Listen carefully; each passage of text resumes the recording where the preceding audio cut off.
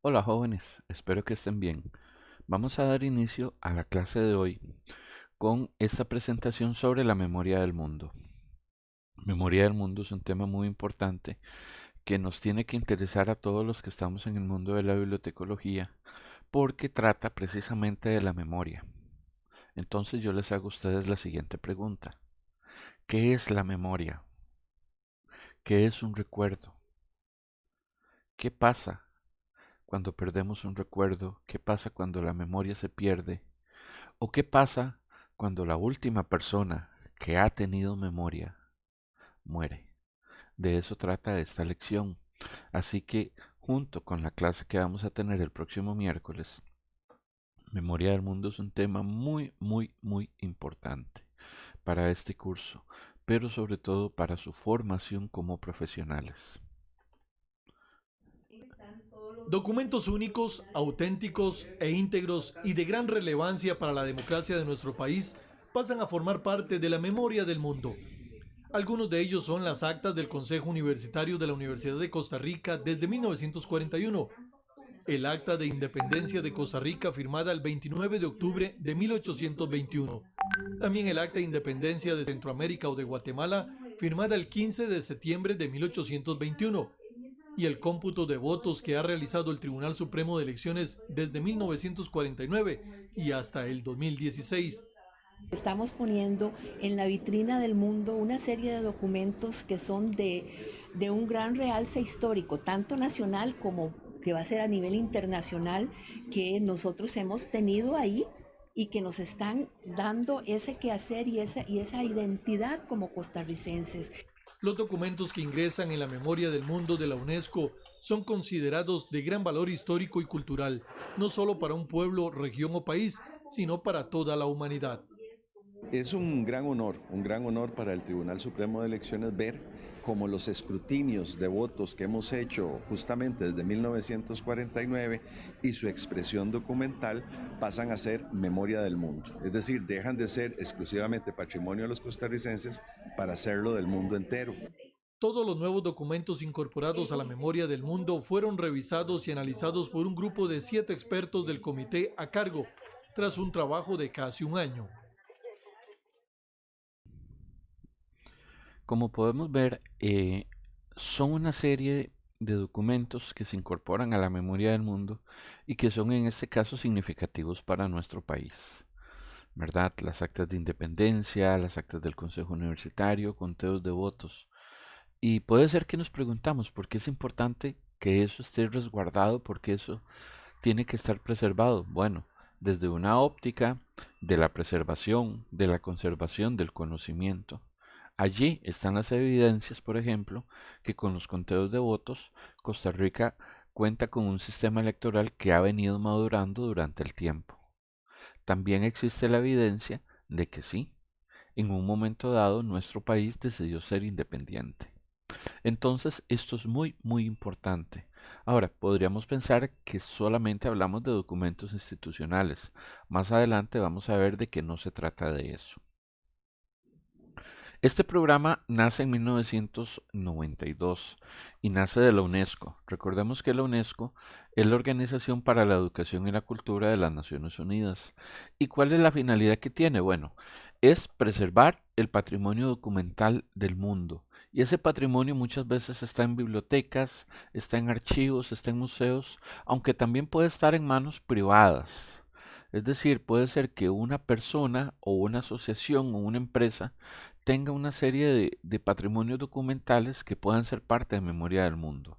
Ahora, ¿qué características tienen estos documentos? Bueno, que son símbolos de la memoria colectiva del mundo. Es decir, que son documentos que nos narran, que nos cuentan la historia de un momento importante en la humanidad y que nos refleja la diversidad que hay entre los pueblos. Entonces, de repente, la memoria del mundo no es solamente desde el punto de vista de la cultura española, sino que también puede ser de la cultura originaria que había en América en el momento de la llegada de los españoles. Y que entonces todo ese patrimonio nos pertenece a todos y que tiene que ser conservado de una manera muy, muy importante. Tenemos que tener mucho celo para conservar este patrimonio, tenemos que protegerlo y sobre todo tiene que ser accesible de una manera permanente y sin obstáculos. Es decir, no le podemos negar el acceso a nadie a esa memoria del mundo. Y aquí, cuando hablamos sin obstáculos, hablamos de todo tipo de obstáculos. No importa si la persona es rica, si la persona es pobre, no importa si me cae bien, si me cae mal, si comparto sus ideas o si yo no las comparto. El acceso es para todas y para todos. ¿Qué es el patrimonio documental? Porque Memoria del Mundo preserva patrimonio documental. Dice, es aquello que consigna algo con un propósito intelectual deliberado. Es decir, es algo que fue creado de una manera intencional. Un libro fue escrito de una manera intencional. Un libro no nace espontáneamente.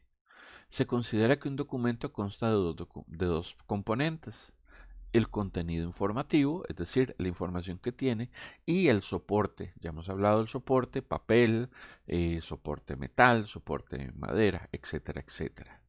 Ambos pueden presentar una gran variedad de formas y ser igualmente importantes como parte de la memoria. Es decir, un documento no solamente es importante por lo que contiene, sino también por la forma en que es constituido.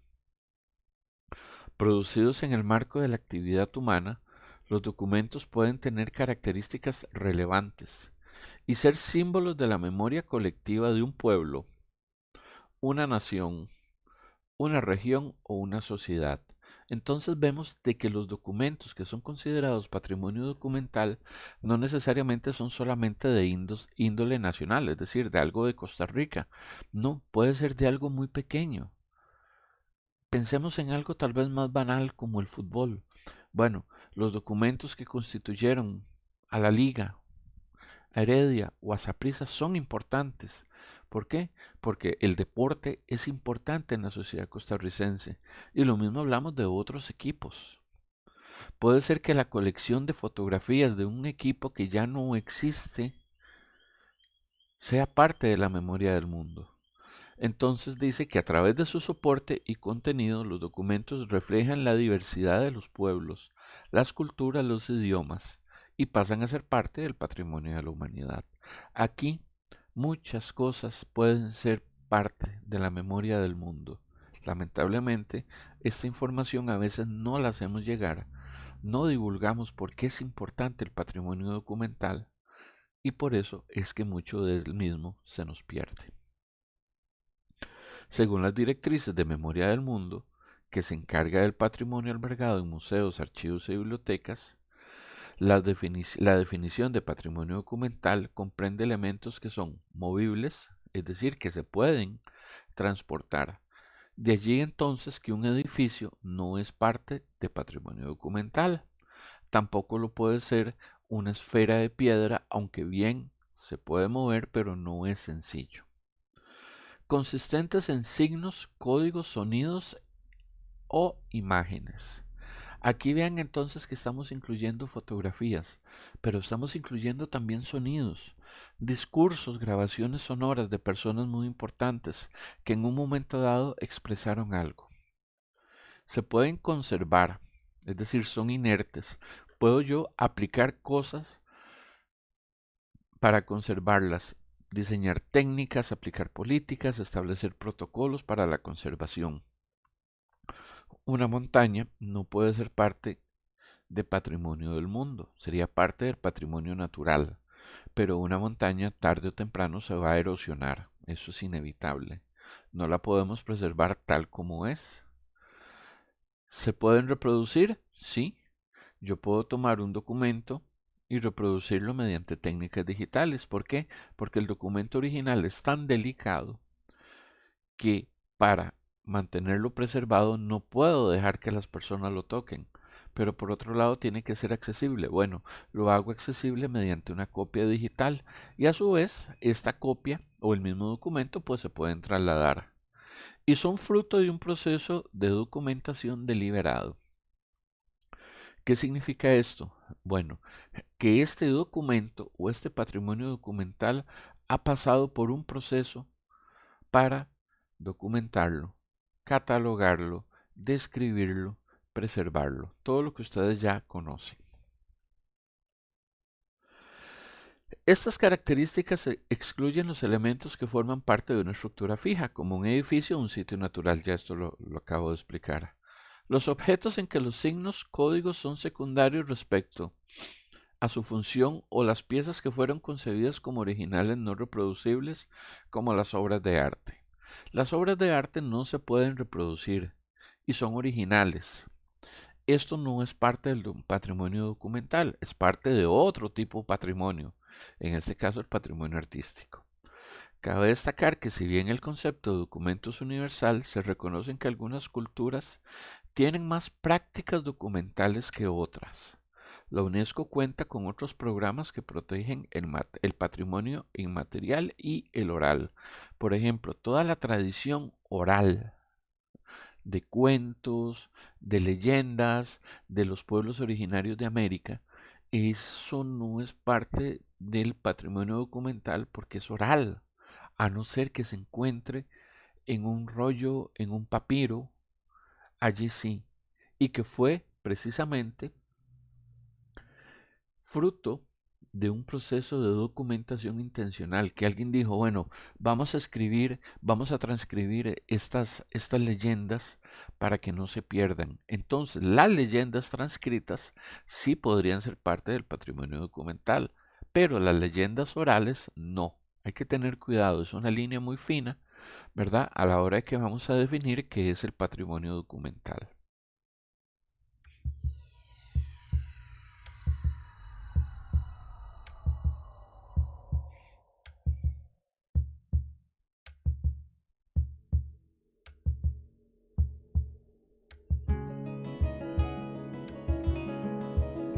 El patrimonio de América Latina preserva vestigios documentales irreemplazables que se remontan al siglo XIV.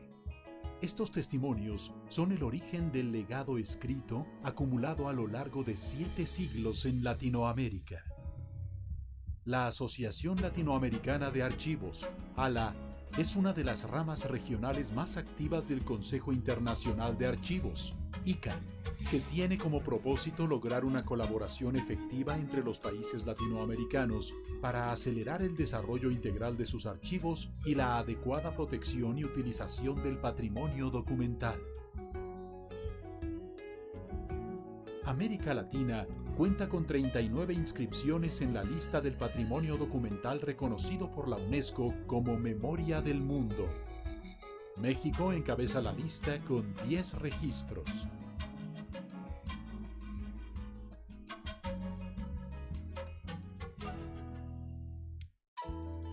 En México, la entidad más importante responsable del patrimonio documental es el Archivo General de la Nación, institución depositaria de uno de los acervos históricos más antiguos y valiosos de América.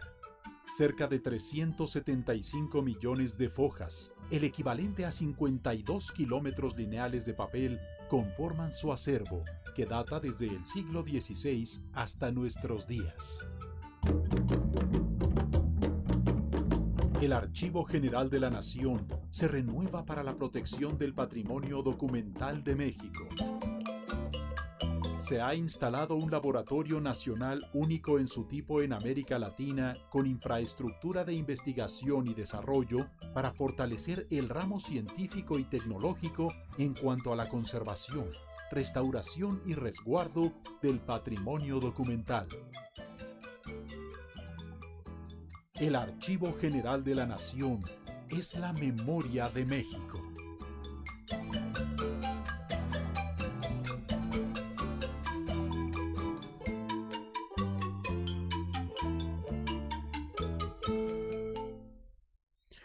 Este video nos ha mostrado cómo es, en el caso de México, ¿verdad? El Archivo Nacional Mexicano.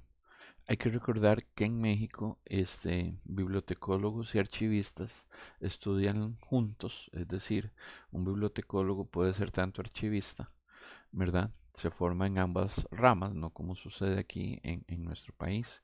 Pero vemos cómo es importante el aporte del Estado para la preservación del patrimonio documental y para que luego pueda ser incorporado a la memoria del mundo.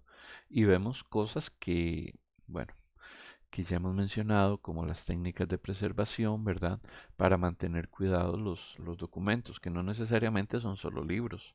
Hablaba el video también de hojas, de documentos que tal vez era un conjunto de hojas sueltas, pero que fueron escritas y que en un momento dado tuvieron una significancia muy importante, en este caso para México.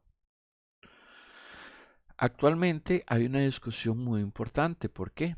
Porque también tenemos que hablar del patrimonio digital, entendido como los recursos que son un fruto del saber, que son únicos y que son la expresión de ustedes y mías, de todos nosotros, de los seres humanos, y que no tienen un soporte físico, sino que es digital. Es decir, esta presentación no está impresa.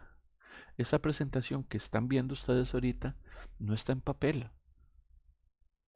No estoy diciendo que vaya a ser muy importante eh, para el patrimonio digital. Ojalá lo fuera, yo me sentiría muy feliz. Pero está en formato digital. Bueno, esto lo hace más complejo. ¿Por qué? Porque radica en que los soportes son efímeros. Si tenemos la presentación en un disco duro, ese disco duro no es eterno. O si lo tenemos en una llave USB, todos estos soportes son muy efímeros, ¿verdad? Pueden fallar, son frágiles. Entonces, conservar el patrimonio documental, que es patrimonio digital, que se encuentra en forma digital, es muy difícil. ¿Por qué? Porque todavía no lo tenemos muy claro. Pero estamos hablando, eso sí, chicos y chicas, de ese patrimonio que nace de manera digital, ese documento que nace digital. Pensemos en un periódico como CR Hoy o El País CR, que no circulan impresos y que han sido, desde su inicio, periódicos en formato digital, o el sitio de Delfino CR, ¿verdad? En ese sentido, se requieren una serie de trabajos específicos para poder hacer la preservación de este tipo de patrimonio. Dice que el patrimonio digital está formado por materiales informáticos, es decir, interviene en la informática, interviene en las computadoras, de valor perdurable y dignos de ser conservados para las generaciones futuras. De igual manera que proceden de comunidades, industrias, sectores y regiones diferentes. No todos los materiales poseen valor perdurable, pero los que tienen ese valor exigen que tengamos metodologías para la conservación.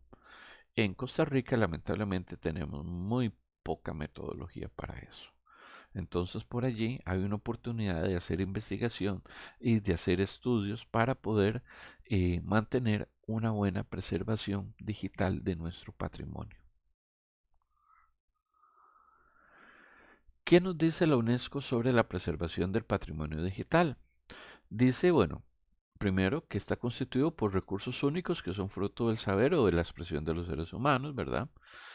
Que comprende recursos de carácter cultural, educativo, científico, administrativo e información técnica, jurídica y médica y de otras muchas clases, y que nacen directamente en patrimonio digital, ¿verdad? O se convierten en este a partir de material analógico ya existente. Yo en esto no estoy muy de acuerdo, a no ser que estemos hablando de que tomamos una cinta de VHS o algo que está en película y lo pasamos a digital. ¿Por qué? Porque no es un documento como tal. Es decir, una cinta de VHS es análoga y no es un documento como tal o un acetato y lo pasamos al mundo digital. Allí sí. Pero algunas personas dicen que cuando se digitaliza un libro, el libro pasa a ser patrimonio digital y allí sí no. Los objetos digitales pueden ser textos, bases de datos, imágenes fijas o en movimiento, videos, grabaciones sonoras, material gráfico, brochures, afiches, cualquier tipo de diseño. Programas informáticos o páginas web. Vean que hasta una página web puede ser importante. Entre otros, muchos formatos posibles dentro de un vasto repertorio y que está creciendo. A menudo son efímeros, esto ya lo hemos dicho, ¿verdad? Y se requiere un trabajo muy particular. Entonces, el patrimonio digital representa hoy en día un reto para mí, un reto para ustedes, sobre todo para ustedes como futuros profesionales que también tienen que pensar en la preservación del patrimonio digital. Muchos recursos revisten valor e importancia duraderos y constituyen un patrimonio que es digno de preservarse y de ser conservado, ¿verdad? ¿Por qué? Porque si nosotros lo perdemos, las generaciones actuales no van a saber de dónde viene lo que se tiene hoy en día. Pensemos en algo tan sencillo como el sitio web de la U. En este momento les pido que hagan una pausa en este video, abran otra pestaña y naveguen a www.ucrac.cr y vean el sitio web. Y en un momento más vamos a ver algo muy interesante. Vamos a ver cómo era el primer sitio web de la Universidad de Costa Rica. Y vean la diferencia y todo lo que ha tenido que pasar entre ese primer sitio a lo que tenemos hoy. Hay mucha historia allí. Y esa historia es importante. ¿Por qué? Porque eso nos da una idea de cómo se conforma la Universidad de Costa Rica. ¿Cuáles son los objetivos del programa de preservación del patrimonio digital y de memoria del mundo en particular? Pues facilitar la preservación del patrimonio documental mundial mediante las técnicas más adecuadas. Y aquí es muy importante, tenemos que recordar el contexto. No podemos aplicar las técnicas para un libro en Costa Rica de la misma forma que lo haríamos en Chile, en Argentina, en Brasil. Son contextos de clima, son contextos geopolíticos, son contextos sociales diferentes. Por eso se dice que son las técnicas más adecuadas. Se puede hacer prestando directamente asistencia práctica, difundiendo consejos e información. Es decir, memoria del mundo no conserva, no preserva, pero sí abre los espacios para que haya formación técnica, teórica y práctica sobre preservación y sobre conservación. Y aquí pues se busca asociar a patrocinadores que participen en empresas, que participen en embajadas, que participen en ministerios de cultura, que participen en entidades como la Biblioteca Nacional o la misma Escuela de Bibliotecología. También nos ayuda el programa, en los objetivos del programa de Memoria del Mundo, a facilitar el acceso universal al patrimonio documental. Entonces esto es muy importante. ¿Por qué? Porque recuerden que una de las características es que el patrimonio tiene que ser accesible. Entonces Memoria del Mundo pues nos ayuda nuevamente con las mejores prácticas para que esto pueda ser una realidad, que la accesibilidad no se imponga como un límite hacia las personas. Y esto es muy importante y esto es algo que nos falta. Crear una mayor conciencia en todo el mundo de la existencia y la importancia del patrimonio documental. Entonces, pues una de las cosas es ampliar los registros, pero también acciones de divulgación, acciones de información, que las personas comprendan por qué es importante tener patrimonio documental. La concepción del programa de Memoria del Mundo es que el patrimonio documental mundial le pertenece a todos. O en otras palabras, el conocimiento humano le pertenece a la raza humana. Debe ser plenamente preservado y protegido para todos y con el debido respeto de los hábitos y prácticas culturales. Debe ser accesible para todos de manera permanente y sin obstáculos. Puede ser que parezca que estoy redundando y repitiendo un poco los conceptos, pero quiero que esto les quede muy claro. Esto no es un asunto de procesos técnicos, esto es un asunto del ser social del bibliotecólogo, de que nos importa de dónde venimos, que nos importa cómo se ha conformado nuestra sociedad. ¿Cómo se organiza? Bueno, existen comités regionales de la memoria del mundo. Son estructuras de cooperación que agrupan a personas de dos o más países en pos de los objetivos del programa. La agrupación se hace, por ejemplo, en función de criterios geográficos o de otro tipo. Entonces, bueno, los tres comités regionales que tenemos en el momento son en Asia, Pacífico, América Latina y el Caribe y África. Asia-Pacífico es uno, América Latina y el Caribe es otro y África. Entonces allí están los diferentes comités también a nivel nacional. Costa Rica tiene el Comité Nacional de Memoria del Mundo.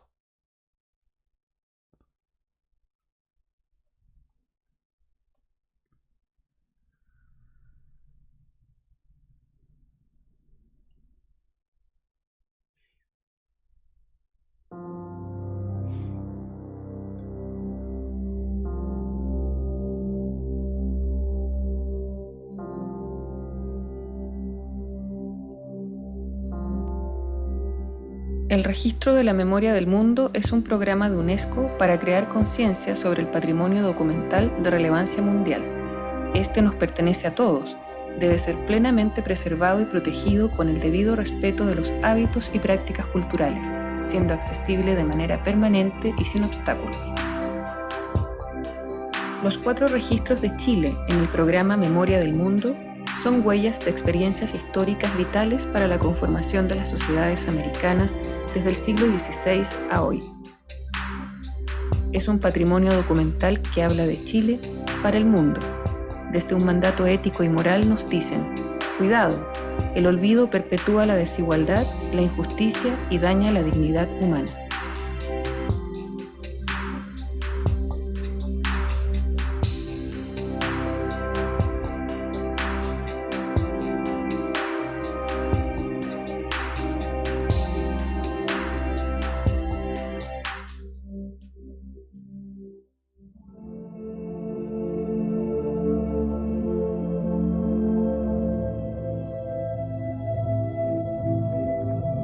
La relación con las sociedades indígenas y nuestra cultura cotidiana se construyó a partir de un proceso de evangelización y colonización que abarca más de 500 años de historia.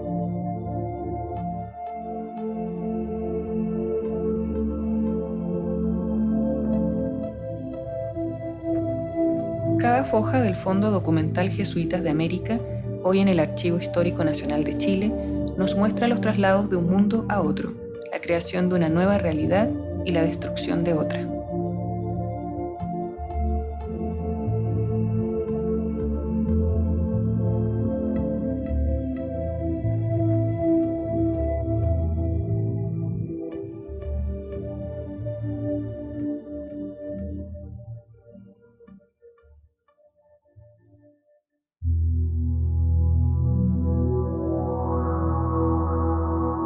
Las colecciones de poesía popular impresa, conocidas como la Lira Popular Chilena, desde su frágil factura nos alertan respecto de sus condiciones de creación.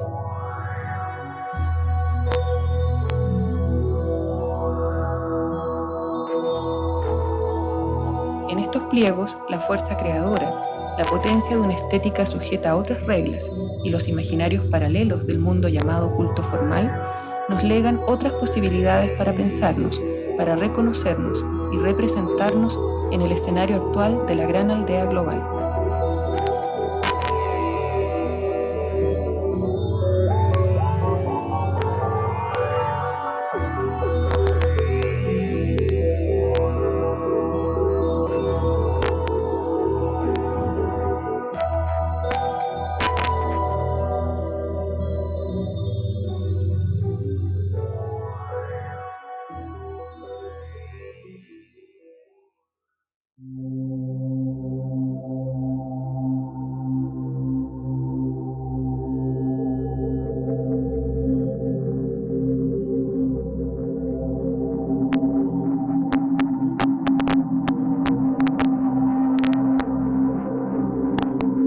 La documentación del Archivo General de Asuntos Indígenas, AGAI, es un patrimonio vivo, en uso cotidiano por las comunidades mapuche de hoy en Chile. Son rastros de la relación del Estado chileno republicano con el pueblo mapuche, rastros de una política basada en ideologías nacionales de la propiedad, la economía y la cultura. Paradójicamente, esta documentación es, para la historia del pueblo mapuche, tanto huella de su destrucción como testigo de su presencia.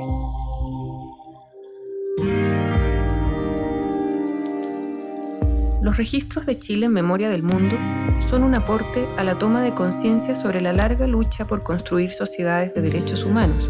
Son espejos donde mirar los procesos históricos como realidades abiertas.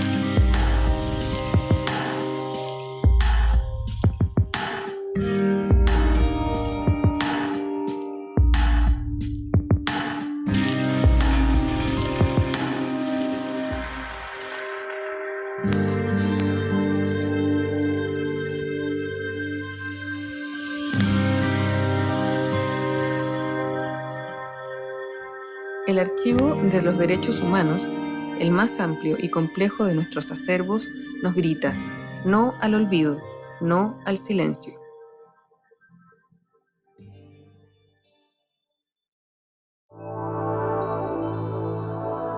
Las violaciones sistemáticas a los derechos humanos en la dictadura, que se inicia con el golpe militar de 1973, son parte de la experiencia de las generaciones que hoy convivimos en Chile.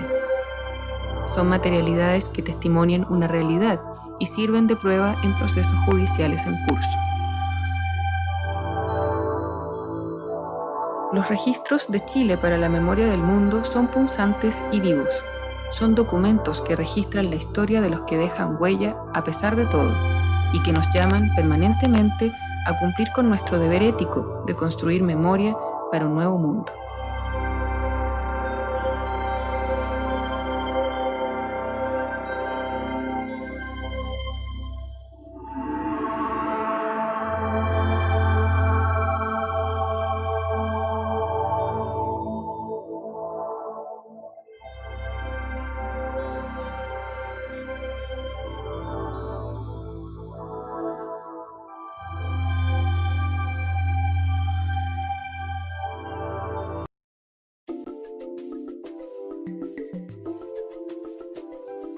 El programa Memoria del Mundo es una iniciativa de la UNESCO creada en el año 1992 con la intención de preservar el patrimonio documental de la humanidad.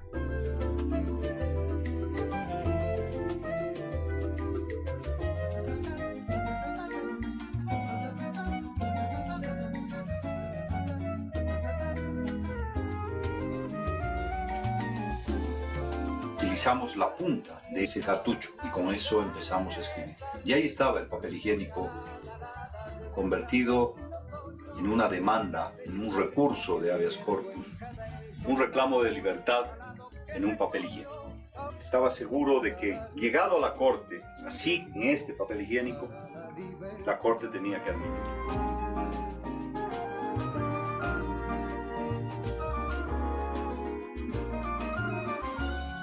Desde la dirección de la oficina de la UNESCO en Quito y representación para Bolivia, Colombia, Ecuador y Venezuela, me complace felicitar al Estado Plurinacional de Bolivia por la constitución del Comité Nacional de Memoria del Mundo.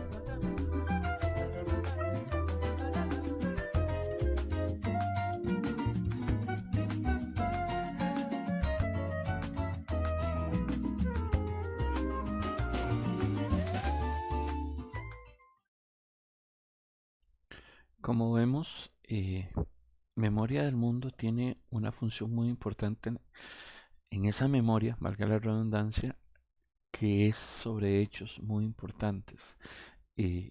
Este video nos muestra, bueno, un recurso, un amparo escrito en papel higiénico. Esto se da en el marco de un golpe militar de persecución política. Este señor había sido apresado y él es abogado, obvio que no le iban a dar un papel para que pudiera escribir un recurso de amparo y poder buscar su libertad. La misma situación política se lo impedía. Bueno, él pues logró hacerlo en papel higiénico y aquí no lo narra. Hay otro video donde lo narra. Él lo escondió en una media y cuando su esposa llegó a cambiarle ropa, a dejarle ropa limpia y que le diera ropa sucia, allí iba enrolladito en la media el recurso de amparo. Y el video anterior habla de algo muy importante. Nos dice que cuando se olvida, abrimos la puerta para que las injusticias y las desigualdades se vuelvan a repetir. Por eso es importante tener programas como Memoria del Mundo, para no olvidar lo que está sucediendo. Hoy en día el mundo está muy tenso, estamos muy convulsos y están pasando cosas. Y esas cosas que están pasando no deberían de volver a pasar. Por eso se están documentando. Bueno, en unos años toda esa serie de información tiene que ser resguardada. Quien esté documentando hoy, por ejemplo, recortando noticias, armando una hemeroteca, un archivo vertical, pensemos sobre la de la pandemia, está creando un documento que en unos años bien podría ser parte de Memoria del Mundo. ¿Por qué? Porque está documentando una situación particular y especial, digamos, a nivel país. Entonces, bueno, ¿cuáles son algunos de los proyectos que tenemos a nivel de América? Tenemos 100 años de arquitectura, ¿verdad? Que es de fotografías. Tenemos la Biblioteca Corviniana, ¿verdad? Y tenemos colecciones fotográficas de América Latina y el Caribe. Son algunos de los proyectos que hay, no solo a nivel costarricense, sino a nivel regional. En este caso, bueno, ya les decía, Costa Rica tiene su Comité Nacional de Memoria del Mundo, ¿verdad?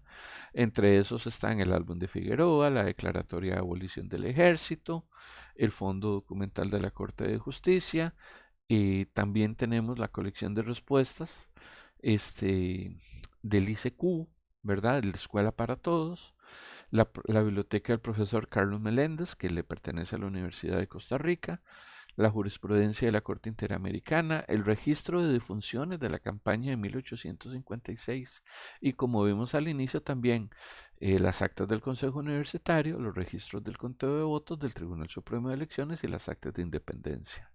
Actualmente nuestra directora, la doctora Magda Cecilia Sandí, es la coordinadora del Comité de Memoria del Mundo Costa Rica.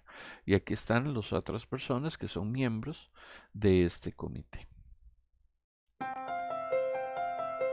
El pasado viernes 2 de diciembre, la Comisión Costarricense de Cooperación con la UNESCO entregó los certificados que confirman la incorporación al programa Memoria del Mundo de la UNESCO del libro de defunciones de la campaña de 1856-1857, el registro de la abolición del ejército en Costa Rica, el Fondo Documental de la Corte Centroamericana de Justicia y, por último, la jurisprudencia de la Corte Interamericana de Derechos Humanos, todos documentos históricos costarricenses de relevancia mundial. La profesora de la Escuela de Bibliotecología y Ciencias de la Información de la UCR, Magda Sandí, es la coordinadora de dicha comisión de cooperación con UNESCO y destacó el trabajo de la UCR en este tipo de temas de relevancia mundial. La Escuela de Bibliotecología en los últimos años ha estado incorporando dentro del plan de estudios, dentro de la formación de los futuros profesionales en el campo de la bibliotecología, cursos relativos a la conservación y preservación del patrimonio.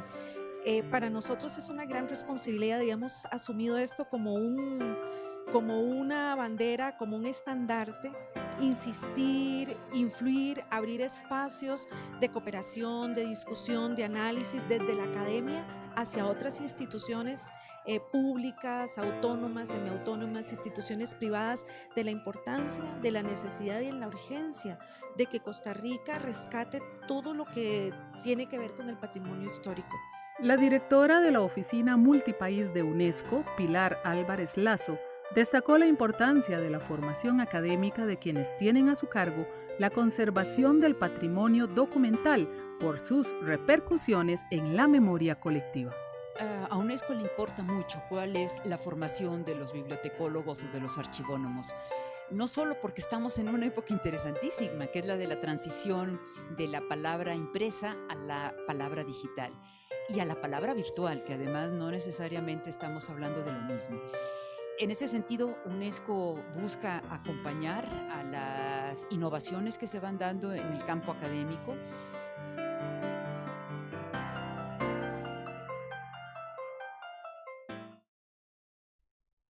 Entonces, como ven, pues que estemos viendo esta presentación no es una casualidad, ¿verdad? Es nuestra intención de que ustedes comprendan que tienen que ser agentes de cambio, de que tenemos que preservar esa memoria documental.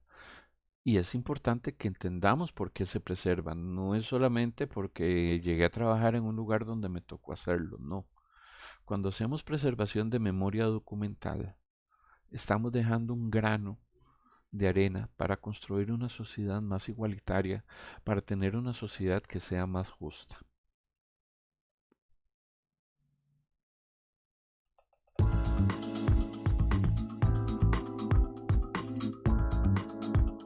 Los soportes documentales patrimoniales cuentan con una serie de peculiaridades que hacen que su reproducción no pueda ser realizada con la misma filosofía que la documentación generada en las empresas o por particulares. Cada soporte documental a reproducir tiene que ser contemplado individualmente, evaluando en todo momento su naturaleza física, tamaño y estado de conservación.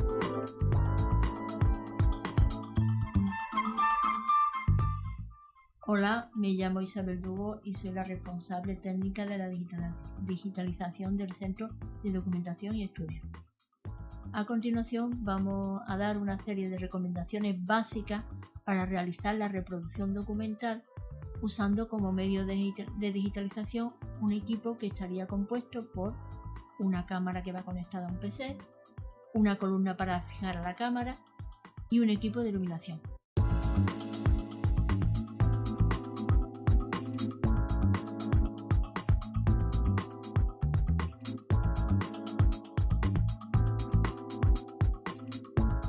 La sala o espacio que se destina a la reproducción documental ha de reunir una serie de condiciones mínimas para que los resultados sean óptimos.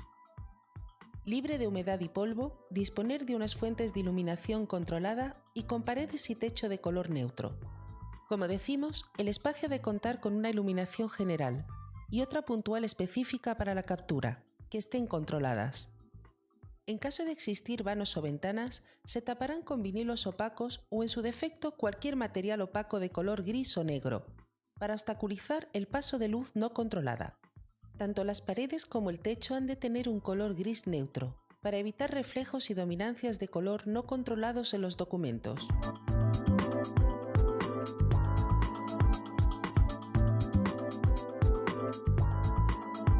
Según los medios disponibles, el tipo de documento y tipo de proyecto, el número de personas que pueden intervenir en este proceso son como máximo 2 por cada equipo de reproducción disponible. Las personas que intervengan en el proceso de captura de la imagen han de cumplir las siguientes normas: usar bata de color gris o negro, evitar prendas que desprendan fibras, usar guantes para manipular los documentos,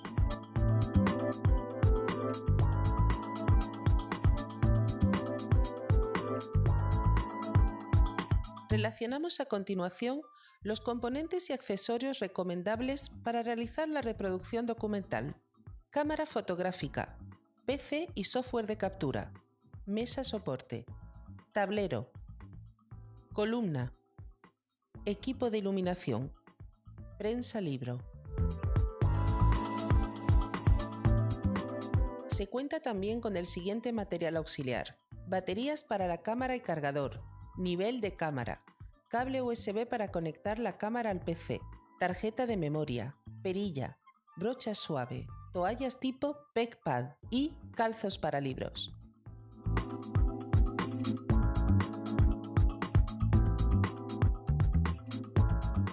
Antes de comenzar la digitalización se llevarán a cabo las siguientes operaciones. Selección de los documentos.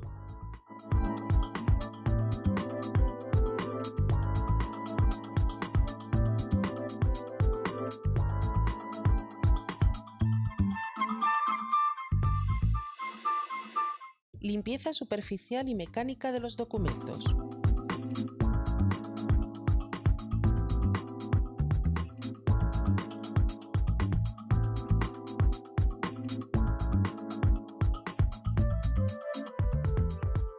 Comprobación de signatura y orden correlativo. Planificación de captura según complejidad.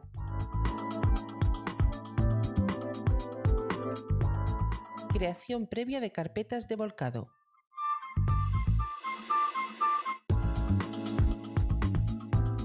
Antes de proceder a la digitalización, cada documento será analizado particularmente para decidir el modo de reproducción y las dificultades que se pueden presentar durante la misma. Cada documento patrimonial presenta un grado máximo o mínimo de dificultad a la hora de su digitalización. Ello viene dado preferentemente por su naturaleza física, ¿no? Es decir, puede estar encuadernado o puede estar suelto, hoja suelta. En cuanto al tema de encuadernación, es lógico que cada elemento, mientras más grueso es, más difícil es de reproducir.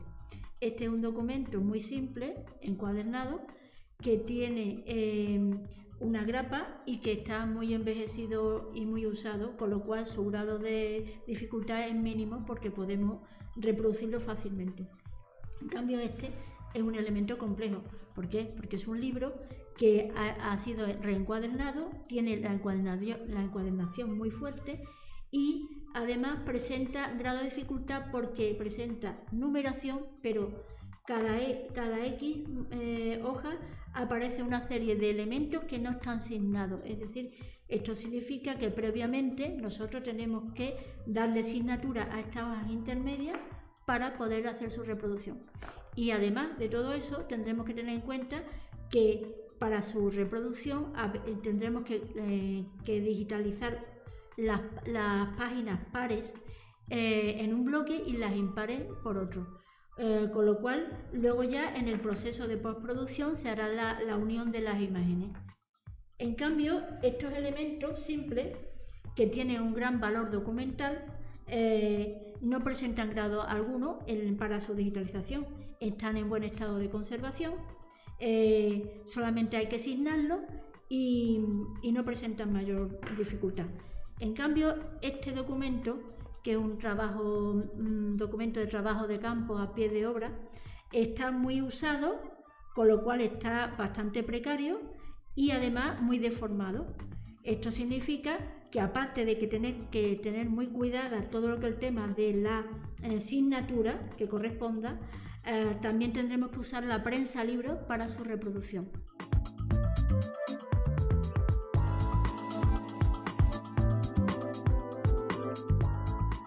Tendremos especial cuidado cuando se trate de documentos sensibles a los cambios de temperatura, como por ejemplo son los pergaminos y algunos soportes fotográficos. En estos casos hay que procurar que el tiempo de captura sea el mínimo, ya que la fuente de iluminación, aunque es fría, pueden afectarlos. A continuación veremos todos los pasos necesarios para una correcta reproducción. Realizamos unas comprobaciones previas en nuestro equipo. Nivelación de la mesa.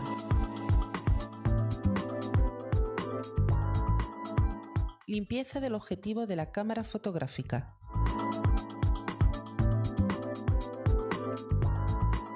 Limpieza del cristal de la prensa libro. Y procedemos a realizar la captura.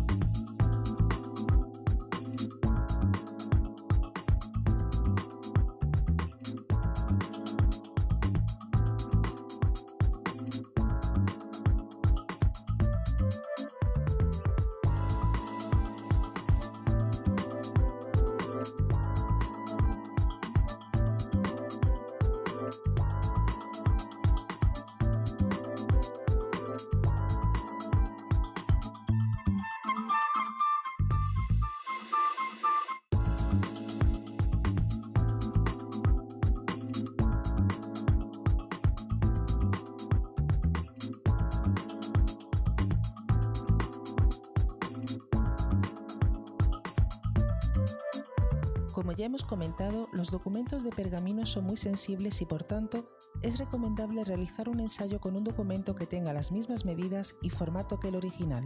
Cuando todo el proceso está preparado, se sustituirá la copia por el original, de manera que éste no se verá sometido a ningún tipo de estrés.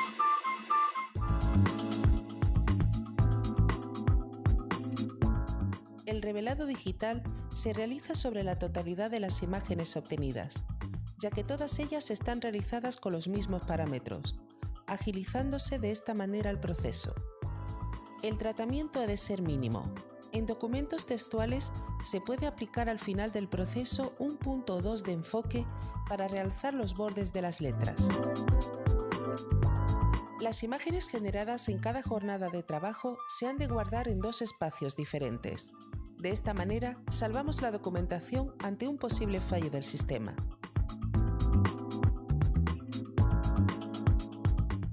Una vez finalizada la exposición metodológica, esperamos que este tutorial sea de utilidad, sin olvidar que estas pautas son mejorables y adaptables a vuestras necesidades a medida que sean puestas en práctica. Siguiendo todos los pasos podréis capturar soportes documentales de diversa índole y tamaño y participar en proyectos de digitalización patrimonial.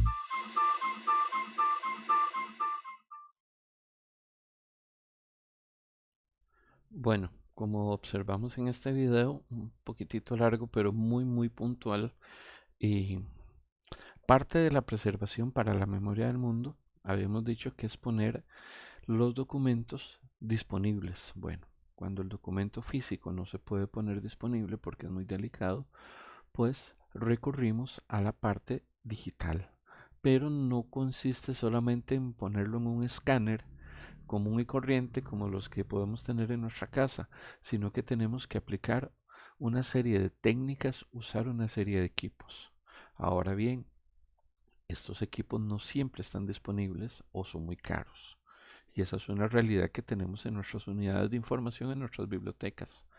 Por eso es que ustedes, parte de su trabajo es hacer una propuesta de digitalización, que más adelante les voy a decir en qué consiste.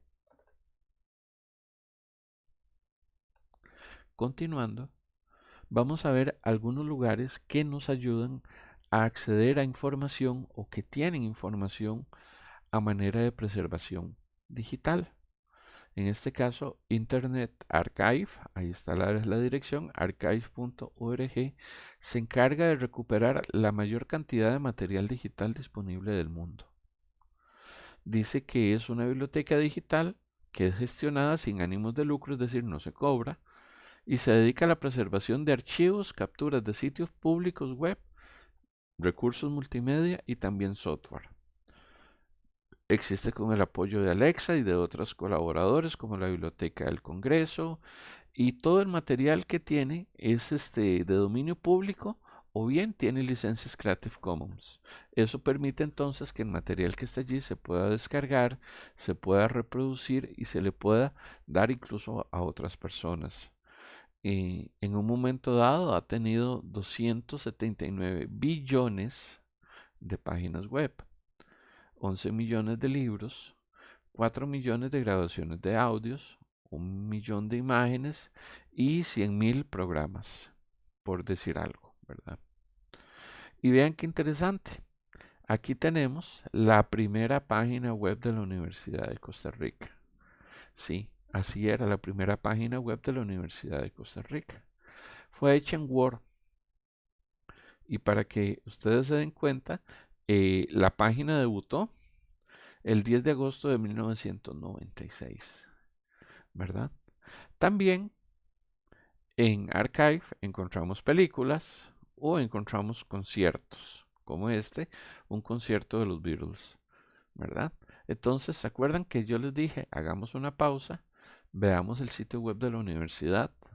Bueno, vean todo lo que ha cambiado, cuánta historia, cuántas personas han pasado por el centro de informática, en este caso, para que empezáramos acá y llegáramos a lo que tenemos hoy. Con esto, jóvenes, terminamos esta presentación. Recuerden que el próximo miércoles vamos a tener clase, así que los estaré esperando. Que estén muy bien. Hasta la próxima.